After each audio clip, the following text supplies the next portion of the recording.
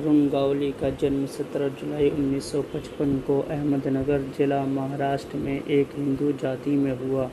उनके पिता गुलाब अहीर मिल में काम करके घर चलाते थे। गावली ने शादी पुणे जिले के गांव पांच पीर के मोहम्मद शेख लाल मुजावर नानूशाही की बेटी से की। शादी के बाद हिंदू धर्म अपनाकर पत्नी ने नाम आशा गावली रखा, जिसे लोग प्यार से मम्मी भी कहते थे। उसके दो बच्चे महेश गावली और गीता गावली हैं। मिल में काम करने वाले इस मजदूर के बेटे ने एक कारखाने में काम करने की कोशिश की, पर कुछ समय बाद बंद हो गई। इसके बाद वो एक छोटे किले में दगड़ी चाल वाले घर में लौट आया और दाऊद और छोटा राजन के साथ संबंध बनाने शुरू किए। जब गावली के पापा को उसके पूर्व सहयोगी ने मार डाला तो उसने गावली गैंग शुरू किया, जिसने संपत्ति के विवादों और ख़त्म होती हुई मिलों में मजदूर पर फसाद खड़ा किया। यहाँ तक कि जब 1990 में उसने अपने जेल का कार्यकाल पूरा किया, आतंकवादी के तहत 1993 में उस पर आरोप लगाए गए और 4 साल की सज़ा सुनाई गई। उसे मुंबई के केंद्रीय जेल में रखा गया। 1993 में बम विस्फोटों के बाद गावली अचानक हिंदू डॉन बन गया, जिसे शिवसेना अपना सकती थी और जिसके बाद गावली को बाल ठाकरे का समर्थन मिला। बाल ठाकरे ने कहा था, अगर पाकिस्तान के पास दाऊद है तो हमारे पास गावली है, लेकिन बाद में ठाकरे और शिवसेना के साथ उसके संबंध टूट गए। तब गावली के लड़कों ने कई शिवसेना के विधायकों और पार्टी कार्यकर्ताओं को मार दिया। अब तक निडर रहने वाले शिवसेना के लोग बहुत डर गए और गावली ने शिवसेना के छक्के छुड़ा दिए।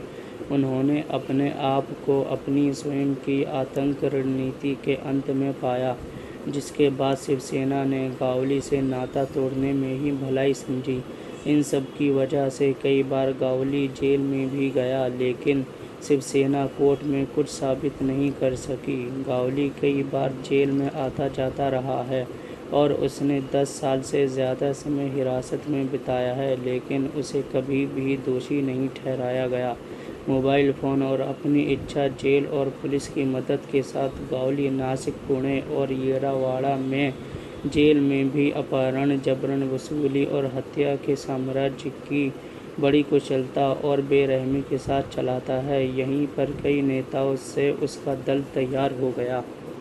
जेल में भी उसका सुरक्षित अड्डा था, जहां से उसे दाऊद, छोटा राजन और छोटा शकील के गैंगों से सुरक्षा मिली। राजनीति और महाराष्ट्र विधानसभा में सदस्य बनने के बाद राहत मिली कि अब उसे पुलिस के द्वारा इनकाउंटर या मुठभेड़ में मारा नहीं जा सकता। गावली के राजनीति डिज़ाइन को एक झटके का सामना करना पड़ा जब उसका भतीजा और सचिन भाऊ खुले तौर पर उसके विरोध खड़े हुए और एनसीपी में शामिल हो गए। उसके बाद उसने एनसीपी टिकट पर लोकसभा चुनाव में गावली के खिलाफ चुनाव लड़ा, लेकिन दोनों हार गए और सेना के एमपी मोहन रावते को जीत हुई।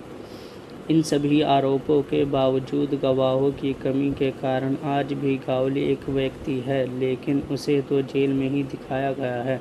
गावली को कमलाकर जयसमंदेकर की हत्या के मामले में जेल हुई थी।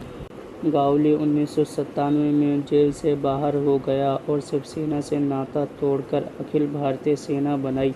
1997 और 2004 के बीच गावली को 15 से अधिक मामलों में गिरफ्तार किया, लेकिन इनमें से किसी में भी दोषी नहीं ठहराया गया।